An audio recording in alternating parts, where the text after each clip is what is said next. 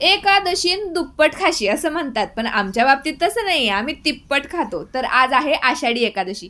आता पंढरपूरला जाऊन पांडुरंगाचं दर्शन घेणं तर काही पॉसिबल नाही, त्यामुळे सकाळी सकाळी आवरून आम्ही गावातल्या पांडुरंगाच्या मंदिरामध्ये गेलो. सकाळी लवकरच आम्ही तिथे पोहोचलो होतो, त्यामुळे आरती सगळी पूजा वगैरे आम्हाला तिथे बघायला भेटली.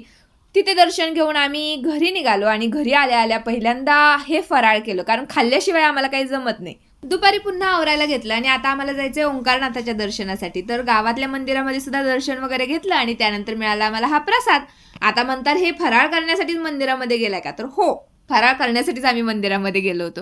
ही आमची अनुबाई. तर आषाढी एकादशी निमित्त ना सगळ्या मुलांनीच मस्त मस्त गेटअप बनवले होते. आल्यानंतर तर पहिली मी एक झोप खाल्ली आणि त्यानंतर ही बघा आमच्या नवरोबाने आणलीत ही चिंटुकली पिंटुकली रताळी. आता म्हटलं ही शिजवून घ्यावीत आणि त्याची खीर बनवावी. इथे मी भगर आणि साबुदाणा सुद्धा भिजत घातलाय डोसे बनवण्यासाठी. आणि डोसे ना खायला बरे वाटतात, पण बनवायला खूपच त्याला टाइम लागतो. त्यासोबतच मी बनवली होती इथे बटाट्याची भाजी.